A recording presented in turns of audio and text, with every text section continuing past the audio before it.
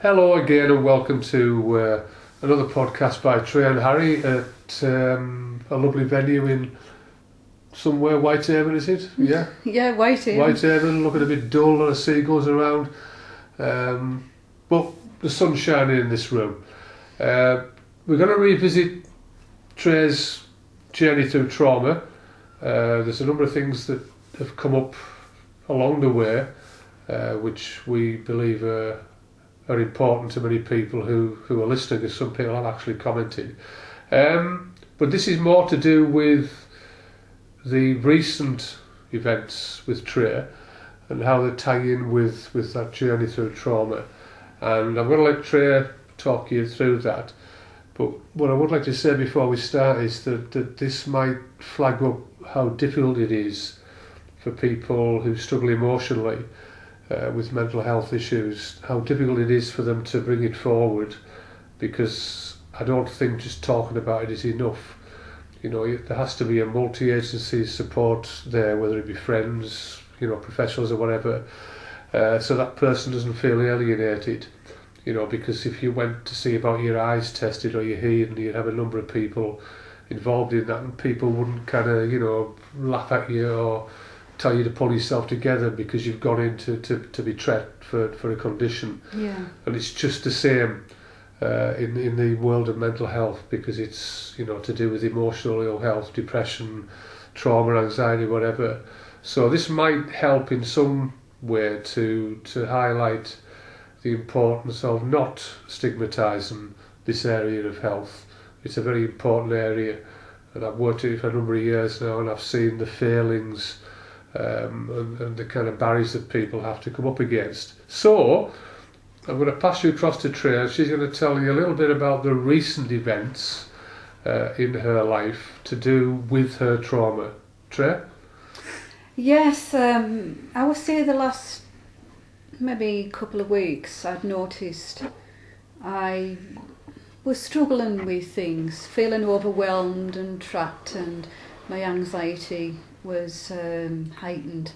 I'll just stop you there 1 second, and because this is crucial, because with trauma you can have a wonderful period where everything's tickety-boo, and then suddenly from nowhere it comes from and hits you. It does, and it was quite acute, and it got to the stage where I wasn't really realising I wasn't coping until you mentioned that I actually wasn't coping. And I didn't realise it got that bad. I thought I was getting through, but my mind wasn't closing down. I couldn't sleep, and I was just frantic about everything.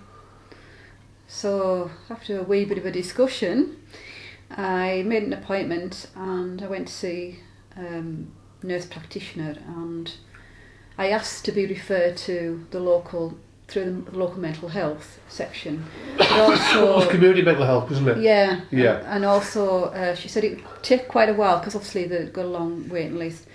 Would I consider trying antidepressants? And I said yes. What were your first, because this is a pivotal area, there'll be people out there now, some of which have been taking antidepressants for probably years, and I've said to Trey before there, although I'm a proponent of antidepressants as part of the support to help you, I'm not a proponent of a long-term use of antidepressants. I think they should be used as a starting point for maybe up to, say, 12 months. But in that 12 months, like I mentioned earlier about multi-years, there has to be other things going on, whether it be talking therapies or activities to help you to get to some kind of equilibrium. And I think that people are too quick again to fear taking them, and also the fear of being stuck on them for a long time. Yeah, definitely. But if you surround yourself with the right people, and you have a choice in that, hopefully, with the right people, you will only be on them for so long. If you're still taking them in years to come, you're not dealing with the issues. So I just wanted to mention that while we're on there. So please don't not consider taking them.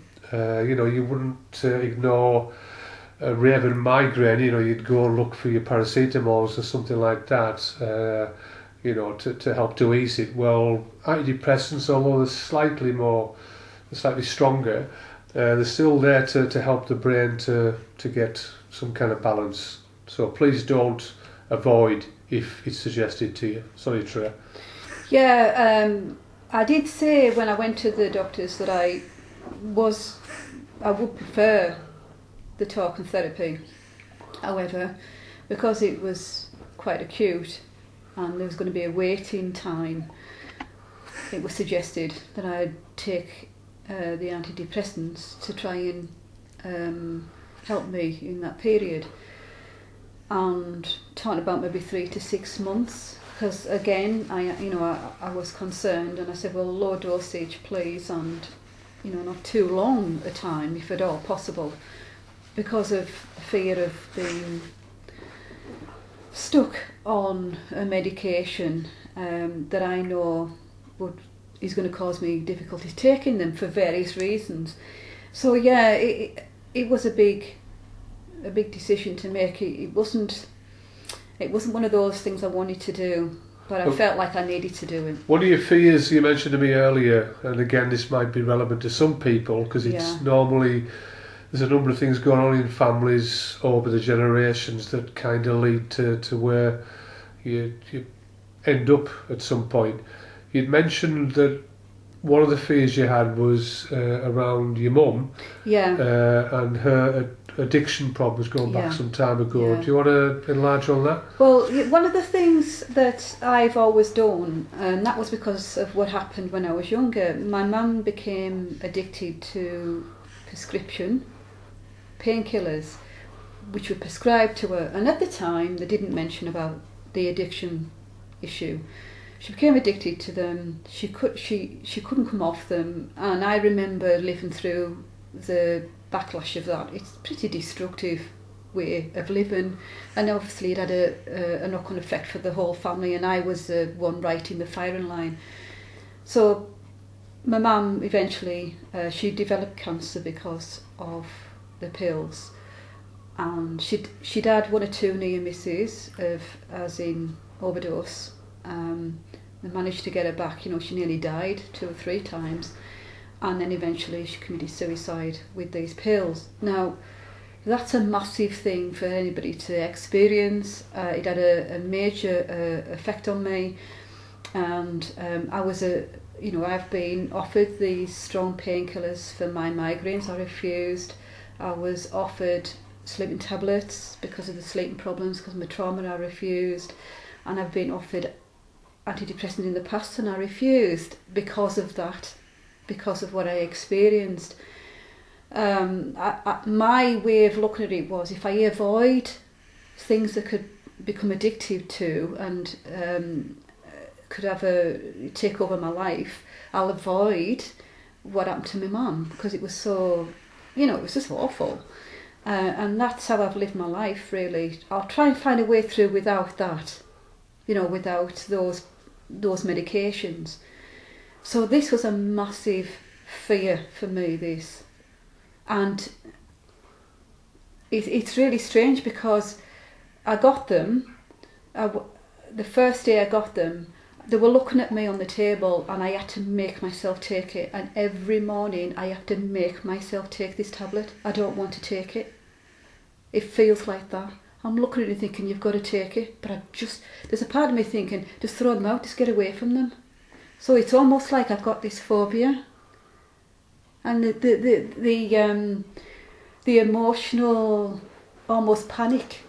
The only way I can explain it. It's almost like a panic every time I take the tablet, and that's from the past trauma. It's also quite normal anyway for people that don't want to be seen to be weak.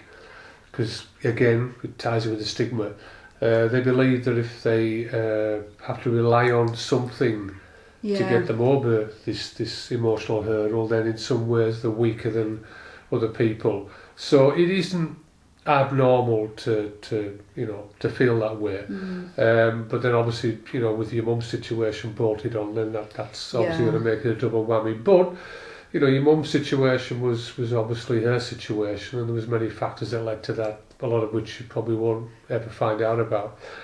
She'll have been in a really bad place herself, and I think that, in some ways you've got to allow that to be put to bed and allow it to move on and concentrate more on yourself and getting yourself well, because, maybe if your mum had got the right input at the right time and, she actually took that help, then, maybe, just maybe, she might still have been around now. Who knows? You don't know. But that's hypothesis, and there's no room for that anyways. But No. if we look now at that pivotal point where you actually turn that corner, and I see it as a progression rather than a something that's causing another problem. I see it as for you, and if you compare that to your mum's situation, I see that as someone that's actually climbing that ladder to get out of that pit. Yeah. And that's not saying your mum was weak, because there's many things that people can't contend with and some people can. In your case, you've obviously got that will to survive, that will to succeed, which you've proven through your training as well. Yeah. So I see it as a pivotal point. But where do you see it going to now? I don't know. I'm in nowhere. I'm in a place I've never been before, and very much nowhere at all. I can't really make any suggestions because it's so unknown. It's not anything I've ever done before. I've not been in this situation before. So I don't know. People who become depressed, and depression's a common illness now, more so than ever before, although it's more known now. So it's always been around. It's just it's more out there now, and people are more aware of it. It's the kind of illness, and yours isn't solely depression, although depression covers quite a gamut of emotional problems. Depression is something you find very hard to put your finger on. You were about to say you're in a bit of a nowhere place. Yeah. And most people, including myself, over the years, couldn't really explain to someone how I was feeling. It was very difficult to tell people. I could maybe choose some particular words, but that was probably from stuff I'd read or heard or whatever. So it's not uncommon to feel that way. But I think what you're doing is you're building the foundations of a new chapter for the future. Yeah. And even if you don't know what your next step is, you're still moving forward. Yeah. And that's one thing you've got to keep telling yourself, because unfortunately I think I've likened this to touching the void, which actually comes from a book about rock climbing. But it did feel as though I was touching this particular void, and then I was starting to climb away from that void. Now, often people don't even know they're climbing away from it. And then one day, and I remember saying this to someone I worked with many years ago, one day you will get up in the morning, you'll go to the window, you'll open the curtains, and you'll actually see the sunshine, you'll feel the sunshine.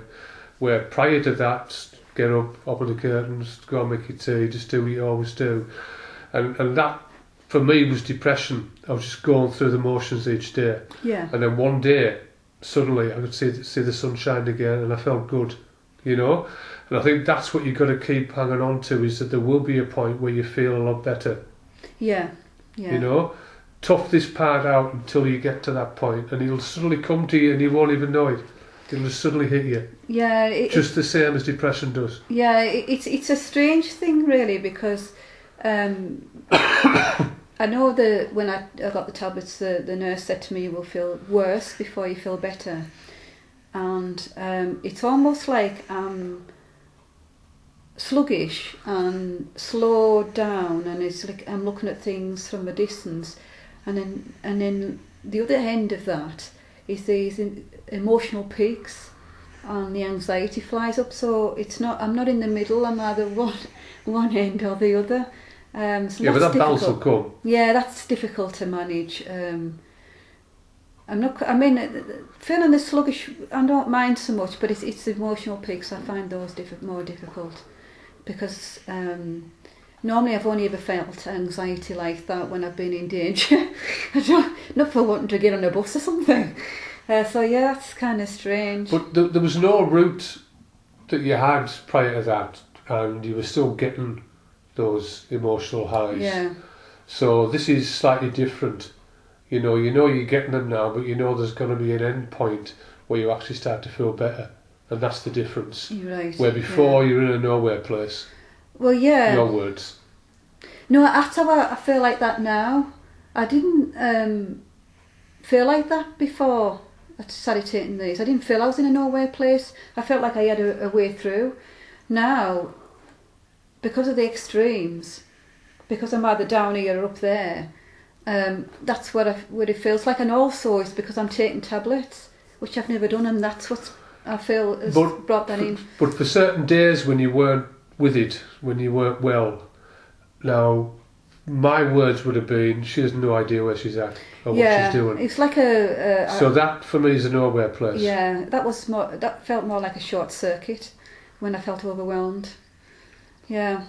So it's kind of bringing it to a climax and then starting to abate eventually. Yeah. That's what will happen. It normally takes up about 4 weeks before it kicks in, but I think in your situation you're getting the emotional highs fairly quickly. So yes, within a day I started getting those. But I didn't know how fast they were kicking. And yeah, that was strange. I wasn't expecting that. So we agreed, and you weren't forced into this. I said earlier there, I'm a proponent of medication that will enable someone to get out of that nowhere place, to get out of that place of confusion and depression, so they can actually start to make what I would say is constructive decisions about what to do next. So you are now, less than a week into... Oh, it's only a few days. Yeah, a few days into taking your tablets, and you're starting to strip away quite a lot and get more raw than you were before. Yeah, very much so. So when you reach the better point, and you will, what are your plans beyond that? What would you like to see happen that you be a part of? Oh, I don't know, because at this point I can't see past where I'm at. I can't see past where I'm at the minute. I'm just kind of trying to deal with how I'm feeling right now. I can't see it. I can't see what it's going to be like, because I don't know. At this point in time, I don't even know if I'm going to get there. Does that make sense? Oh yeah. I don't know if I'm going to feel better, and that's really weird. Because it's I'd always had peaks and troughs, but generally I always knew it would settle down in between times. Now I just don't know, and that's because of the extra element, I think. So no, I don't know. I can't see that far forward right now. I'm sure that I will when things settle down, but not at the minute. No. So if we fast forward, say, I don't know, 4 weeks, and obviously, ADs, antidepressants are given to help alleviate, emotional problems, depression or whatever, to get the brain to a nice kind of balance where it can function better. Yeah. So say it gets you to that point, and it keeps you away from the kind of meltdowns you had recently, and ones you've had in the past. And then you lose that fear then, that worry then, it's going to happen again. Yeah? Right. So you lose that fear of it happening again. Now with trauma we all know that, there's elements of that are still going to hang around, you're not going to get rid of them. But when I asked the question before about, what's the next step and, what do you think you're going to be doing once things settle down, excuse me, we discussed how you would then begin to put things in place to be able to continue to move forward and get stronger. So you no longer need to rely on things like antidepressants. Yeah. And there's a number of things that I'm not going to start to prescribe them now because I'm not a clinician as such, so I'm not going to start giving people advice that they might take and end up in hospital or whatever. But because the mind is such a crazy animal, and because it has such a lot of control over people, and it's quite well documented, there's so many books about it. Do you think that when you get to a balanced place, and you will, I know you can't see it the more, but when you get to a balanced place, do you think it's important then to start to look at how you've managed your mind over the years, how you've managed your brain, the activity, and would it be useful to put things in place that would help to manage that more? Do you think you've really nourished it, you've looked after it, you've helped it, you've understood it? If I ask you that question, or many questions, would you say you've known? I think I've been on a learning curve these last few years on that, and I'm kind of open. It won't be too long before I can get in to see. It will. It will happen. But what I mean, I'm open. It's not too long before I get to see a clinician to be able to talk through things, because I'm looking for more tools, really, because it has been a learning process for me, and I take from that what I can. To be able to manage that situation, so that I'll be in a situation that can come off these pills, because that's what I'm looking at. I'm not looking on staying on them, I'm looking at getting off them. I want to live my life and be able to manage my mental health in that way. So that's what I'll be looking for, really. I'll be looking for ways to enable that balance and that calm way of being able to deal with that in different ways. Yeah, it's not just people with trauma who struggle with that, because there'll be people out there now, I said in the last podcast, who are just kind of holding it together, and they have absolutely no idea what to do. They'll buy books, self-help books, they'll go to the gym, they'll get on the bike and stuff like that, and then all of a sudden, bang, they're back in that place again, and they're very confused.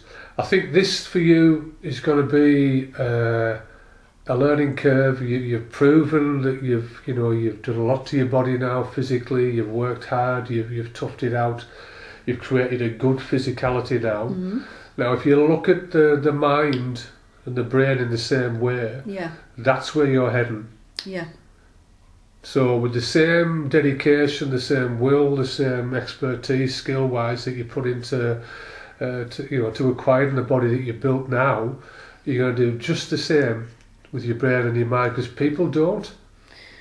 No, and I think partly it's because I didn't know how. If I'd more idea, maybe I could have done things years ago.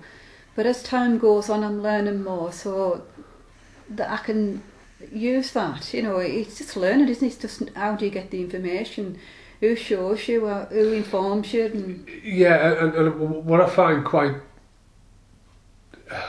not annoying, because that's probably been a bit critical, really, at the very time when people don't know where the feck they are and they have no idea how they're getting by, suggestions are made about mindfulness, breathing. Imagine you're in a balloon and you're looking down at the people down below, and you get all these suggestions when actually you're in a pit and you have no idea how to get out of that pit. So how are you ever going to connect to all those things? You send along to a self-help group who talk about mindfulness, where you're going to raise it in your hand. You don't really give a feck about the raise at that particular point in time. No. You just want to get out of this pit and get this mist away from you and see the light. And I just find it quite bizarre that at the very time when you're unable to function, you're then expected to work your way out of it. It doesn't work that way.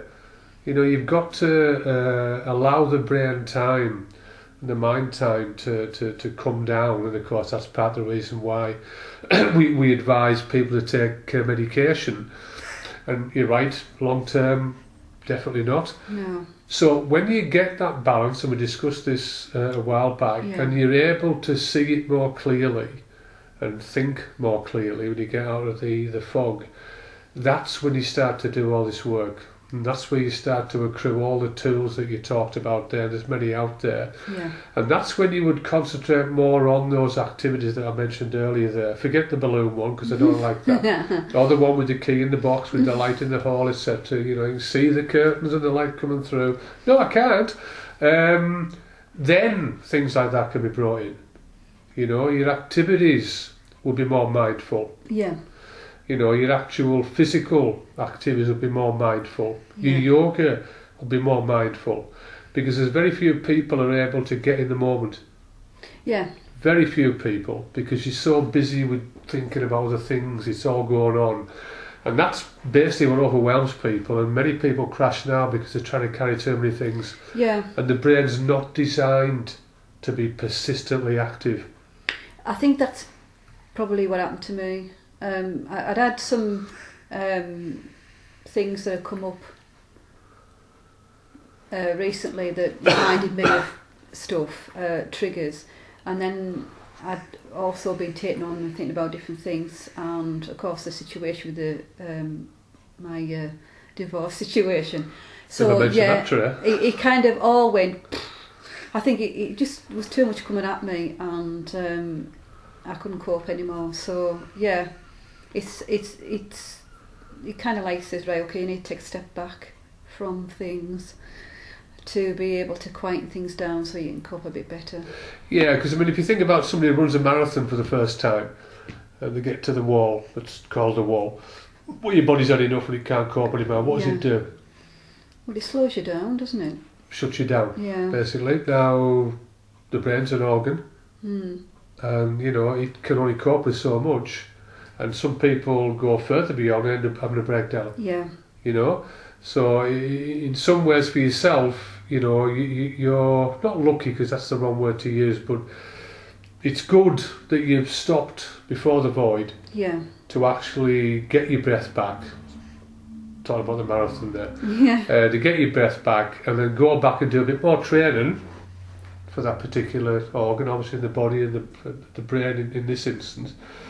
So it's more able to cope, but you also know that you can't go flat out for the whole of that marathon. You've got to pace yourself. Yeah. It's the same with your brain. Yeah.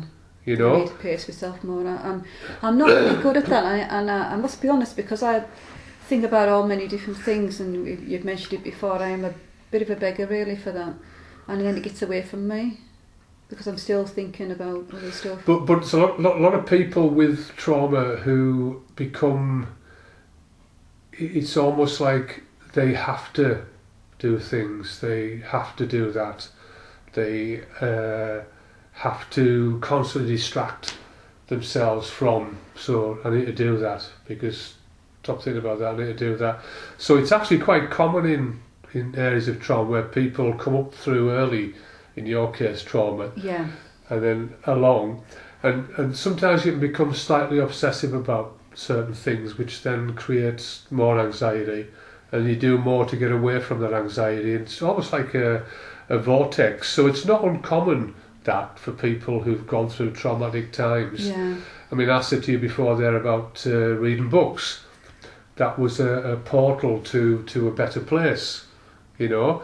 But I now, I'm a bookman now, there's not one day goes by where I don't read a book. Yeah. Now, someone could analyse me and say, well, actually, that's part of your past, you know, you've been obsessive there or whatever. But I understand why I'm doing it. That's the difference, you know. So it's not a major problem, but it just overloads the brain. So if I was reading, say, 2 or 3 books a day, and I know people who can do that, people who sit at home all day, that would just completely, you know, I'd have a complete meltdown. I couldn't, you know, one book at a pace is what I've got used to now. Yeah, yeah. And there's no obsession in there anymore. Well, I think it did become a little bit that way.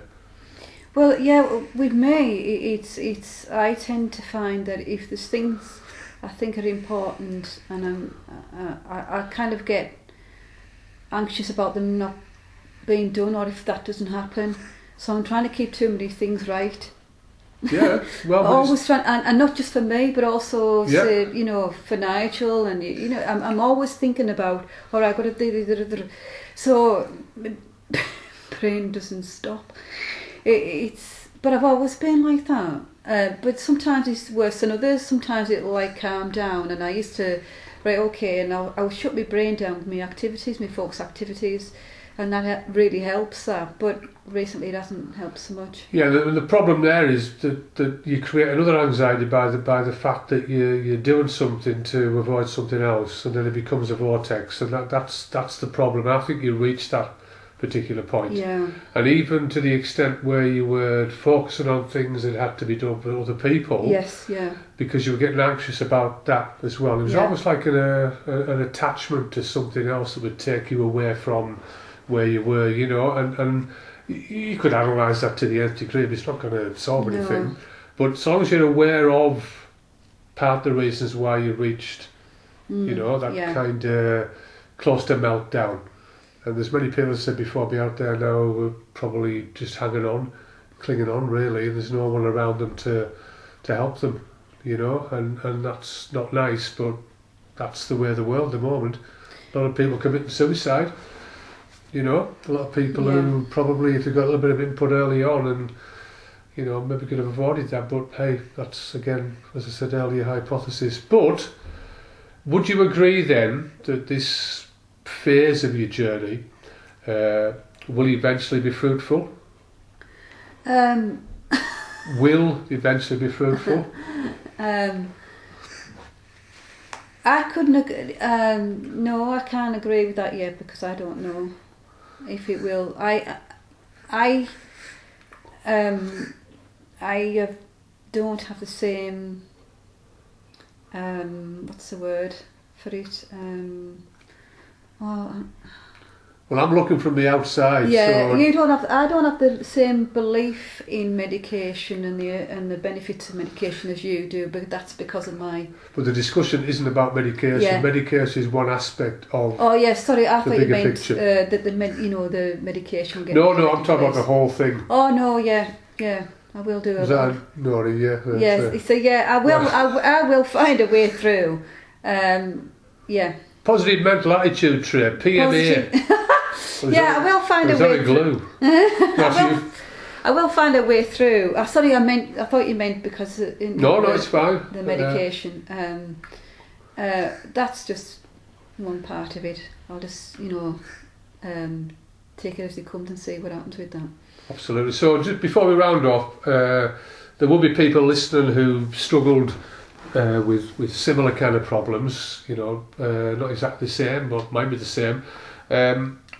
If they haven't taken the steps to take some kind of antidepressant, and, you know, they'd got to a point where things are just too much and, you know, maybe had days off work or just didn't go to work, left a job because they couldn't cope, what would your advice be to them if they're considering taking or receiving some kind of help? What would you say to them?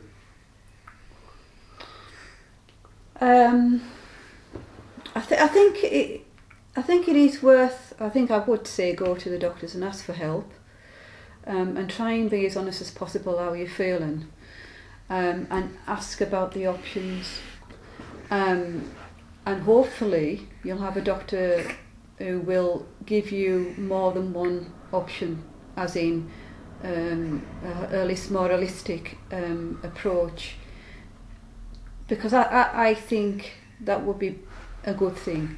You know, if you go and they only offer you ADs and nothing else, then I think that's not necessarily going to help so much. Well, you're left with the ADs and yes, nothing left else. with the ADs. So I think, I mean, for me, I made it, you know, I did say right away, look, I don't want to be, I would like talking therapies, you know, can you refer me? And the ADs came into it in the discussion. And again, I said, well, that you know, fair enough, that's fine, but I don't want to be on them long term. So I made that quite clear that I was looking for more than just the medication. So yeah, because obviously there might be other people concerned like me about medication, but they need something. So with that kind of approach, you know, to ask for more than that. So yes, you know, and also to get some, you know, if you're concerned, to say, look, I'll need support with this because I don't know how it's going to affect me, you know, how is that going to work. in between times. Yeah, and if you're not in the right place yourself and you're unable to communicate, get a friend to go with you to the doctors if you've got somebody or who can go with you, because it is a pretty scary place, really. And one, you're in a scary place because you're going asking for help in the first place, and the other side of that is you don't know what it is, how you're going to respond to what they give you. You know, how's it going to affect you physically and mentally and emotionally, and how all that works. So, yeah, you do need the support. So in the defence of the GPs, and I agree with what you said, Trey, in the defence of the GPs, they're absolutely overloaded. Yeah, more so now with this flipping virus thing going around. What was it called again? Corona. The coronavirus, my corona. That was the song, wasn't it? You know, they're not trained in the mental health side. They're not professionals that way. They'll be touched on a little bit. So their first protocol really is to offer you something, some kind of crutch to get you through. But if that's all you're going to get, and then you leave the surgery, it's not enough. No, it's not. Because you're going back into your own space again, not knowing how to cope. You know, so you would advise, and I would agree with you, that you surround yourself with people, if you're lucky enough to have people around you, and you know, ask for the best from the services, the best for you. And again, if you're unable to speak for yourself, then get somebody to go with you, a good friend or whatever. Yeah. And if you've got no friends, then you've got no hope, basically. Have some imaginary ones. So, I think to round off, one last question, and I think it's crucial, it's not touched on in the early part of the podcast. What would you say to people who eventually listen to this podcast, who infer that you are being weak, you need to pull yourself together, there's people worse off than you? What would you say to people like that? I think one, I would have to assume that they don't have much experience of the difficulties of mental health, acute mental health, because it takes a lot of strength just to get through a day with stuff like this. It's nothing weak at all. You know, it takes a lot of strength to stand up to it when your body and your mind and your brain's trying to shut you down. So going for help and actually taking the step to take medication and get, hopefully, you know, therapeutic help, that takes a lot. Takes a lot of courage to do that, because you're facing up, not only going for help, but you're facing up to yourself, knowing you've got that problem, knowing and accepting it, and that's not easy to accept that. Absolutely. I think part of the problem is as well is that it's people who do stigmatise people with mental health problems, and you know, let's look at physical and mental health. Both sectors are the same, slightly different in certain respects, but for me the actual ill health is the same.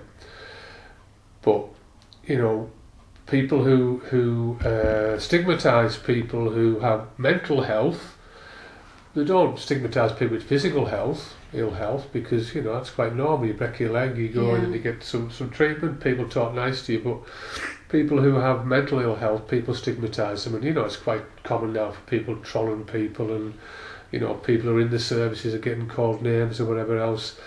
But people who stigmatise it are part of the problem. Yes, they are. Part of the problem in the fact that we don't get enough resources. You know, we haven't got enough professionals in there. We don't have enough multi-agency integrated approaches. You know, so anybody who listens to this and you have the thoughts I mentioned earlier, where pull yourself together, lash, you know, you need to sort yourself out, I would take a long, hard look at yourselves. Yeah. Because you're part of the problem. Yeah, definitely. Is that a wrap? Yes, it is. Thank you, Trey.